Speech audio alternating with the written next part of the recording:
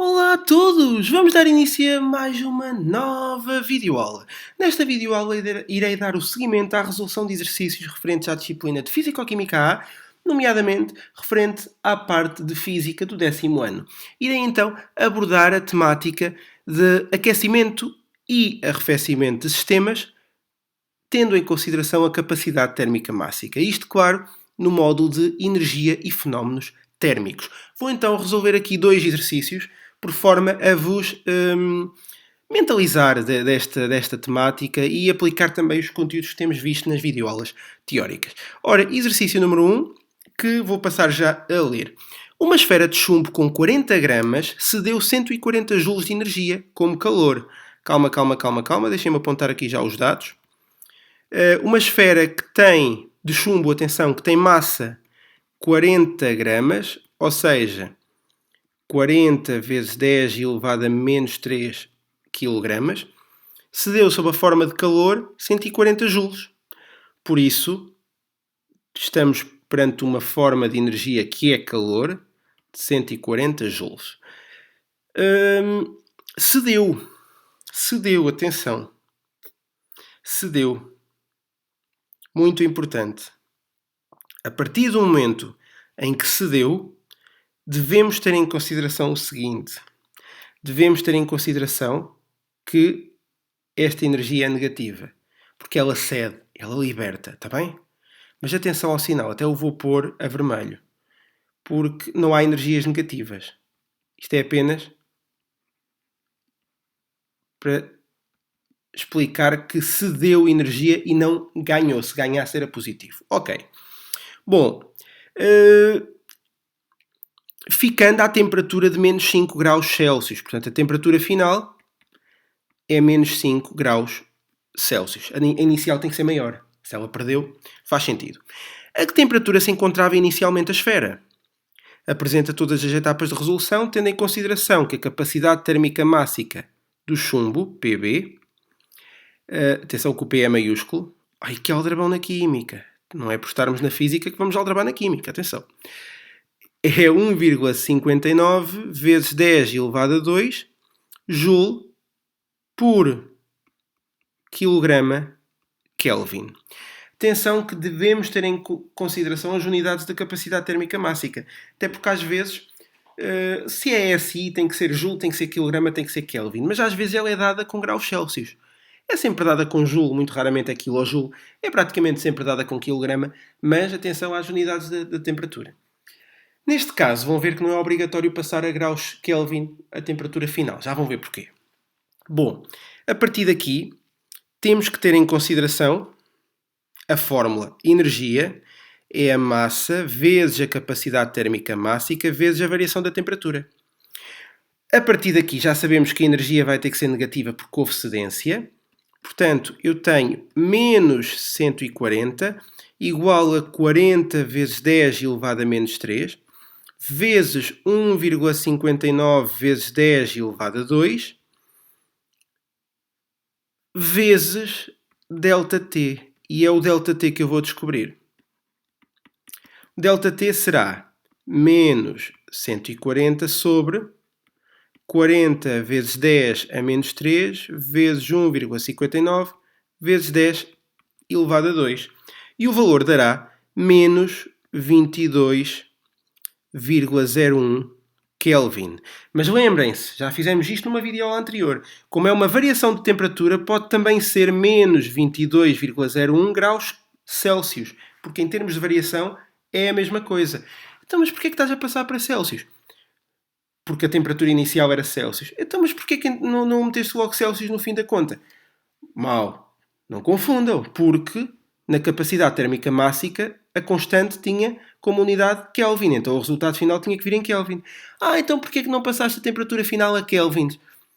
Podia tê-lo feito, podia. Mas não o fiz, pronto, foi uma opção. Assim também vou poder responder a temperatura em graus Celsius. Porque, verdade seja dita, em Portugal é o que faz mais sentido responder. A maioria das pessoas vai entender melhor assim. Está bem? Mas não acabou. O que é que significa esta variação ser negativa?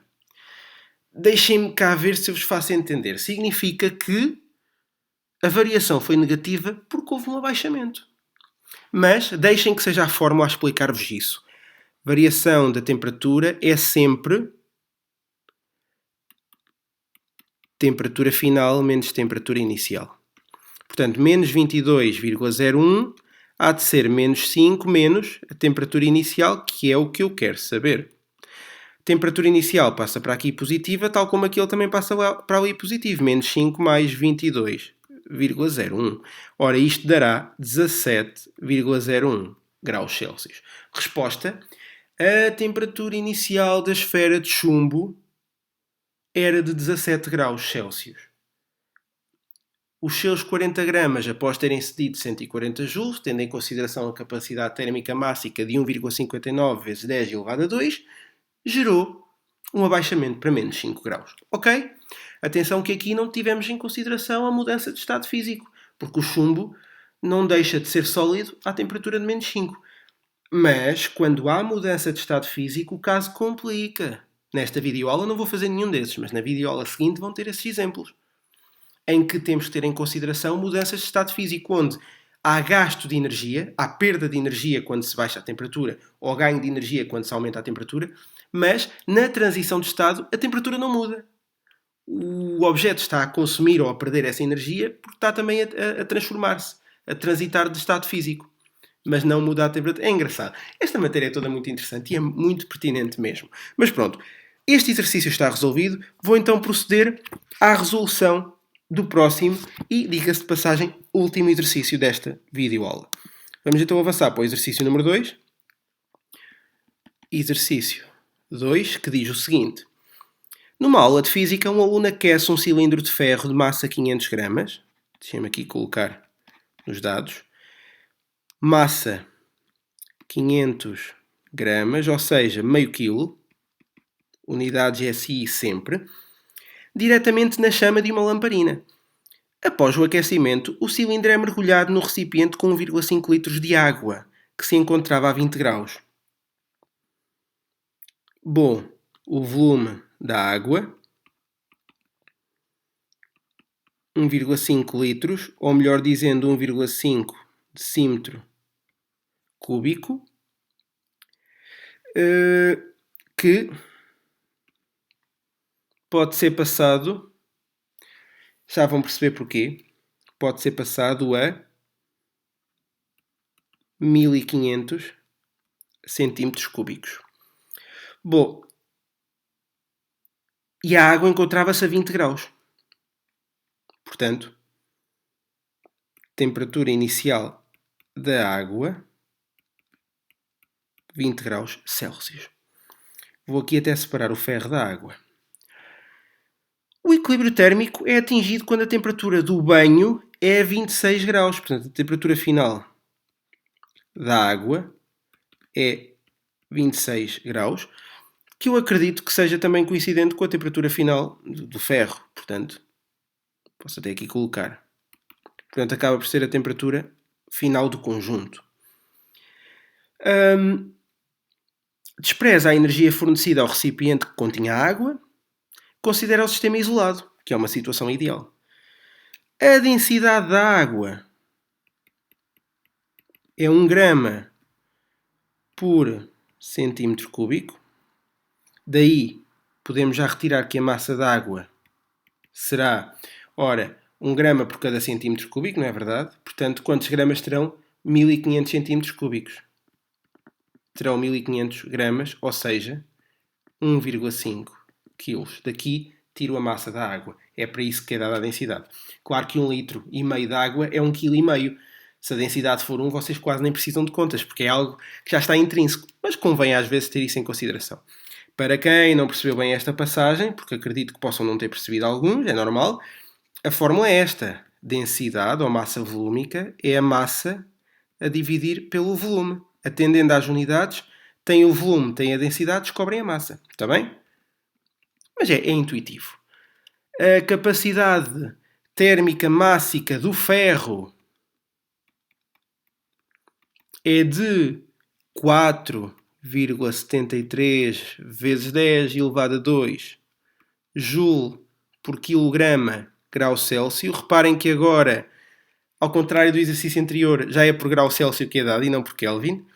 E da água, capacidade térmica mássica da água é 4,19 vezes 10 elevado a 3, é elevada, joule por quilograma grau Celsius. Já devem ter ouvido falar que a capacidade térmica mássica da água é muito elevada, o poder calorífico da água é elevado. Por isso é que é preciso, por isso é que a água demora a aquecer, por isso é que estamos na praia, está um calor desgraçado na areia, chegamos ao mar e está frio. E até na piscina. Porquê? Porque o sol aquece muito mais depressa a areia do que a água. Porque o calor específico da água é muito elevado. Está bem? Ok. Calcular a temperatura inicial do cilindro de ferro.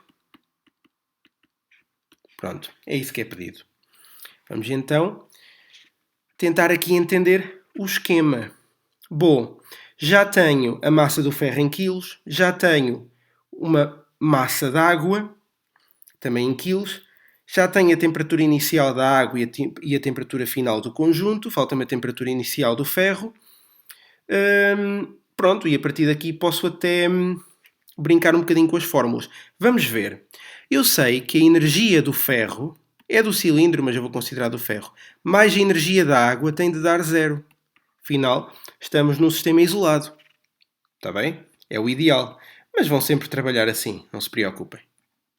Sistema isolado, ou seja, um está quente, o outro está frio, tendem os dois ao equilíbrio, o que está quente aquece o frio, o que está frio é aquecido pelo quente, portanto, a soma dos dois dá sempre zero, porque o que um tem passa ao outro e vice-versa e não há perdas. Isto é o ideal.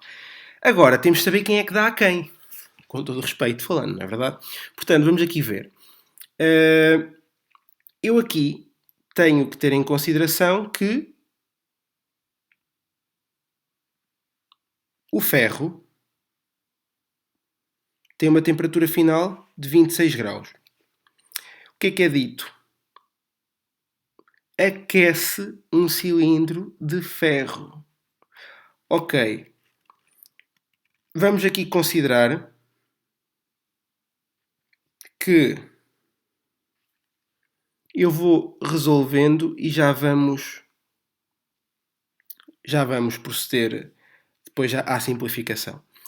A partir do momento em que eu tenho esta simplificação, ou seja, a energia transferida como calor do cilindro para a água do banho, eu tenho que ter em consideração que, visto que o sistema é isolado, eu vou obrigatoriamente considerar a energia do ferro negativa. Não há outra hipótese.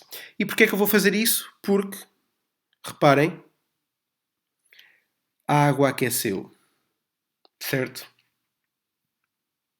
Tenho isso em consideração. A água aquece. Pronto. Então, a energia do ferro será igual à energia da água. Vamos aqui ver então como é que eu poderei resolver neste caso. Reparem que o sinal negativo é porque há a perda na parte do cilindro. Quanto é que é a massa do cilindro de ferro? Meio quilo. Vezes a capacidade térmica, que são 4,73 vezes 10 elevado a 2.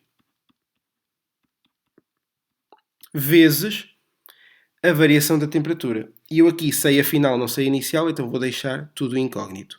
Será igual à massa d'água, 1,5 kg, está aqui, vezes a capacidade térmica da água, 4,19 vezes 10 elevado a 3, vezes a variação da temperatura. E a variação da temperatura da água é nada mais, nada menos que 26 menos 20. Bom, a partir daqui eu posso fazer ΔT igual a 1,5 vezes 4,19 vezes 10 elevado a 3 vezes 6, tudo a dividir por menos 0,5 vezes 4,73 vezes 10 elevado a 2.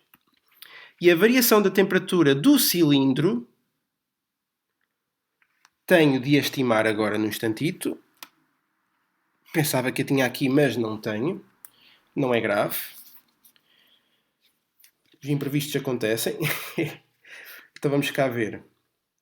1.5 vezes 4.19 vezes 10 elevado a 3 vezes 6, tudo a dividir por 0.5, o sinal mete no fim, vezes 4.73 vezes 10 elevado a 2, dá menos 159,45 graus Celsius. Bom, a partir desta conta, o que é que eu posso aqui fazer?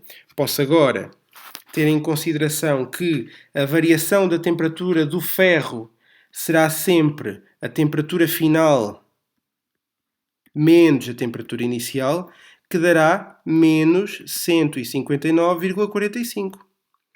Cá está a prova de que perdeu.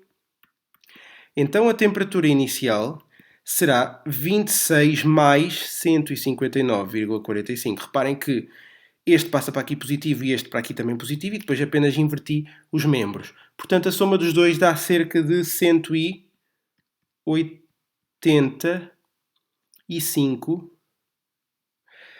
Não é? Ora, 160, 70, 80, 185,45 graus Celsius. Esta era a temperatura inicial do cilindro de ferro, ok? Portanto, está o exercício resolvido. Este exercício, confesso que foi um bocadinho mais puxado, mas acho que se vocês entenderem o esquema, não é nada fácil, não é nada difícil, desculpem, claro, é fácil. Tem é que entender o esquema, tem que perceber muito bem todos os pressupostos dados e tudo mais, tá bom? Mas não tenham problemas porque, em princípio, a coisa faz-se bem.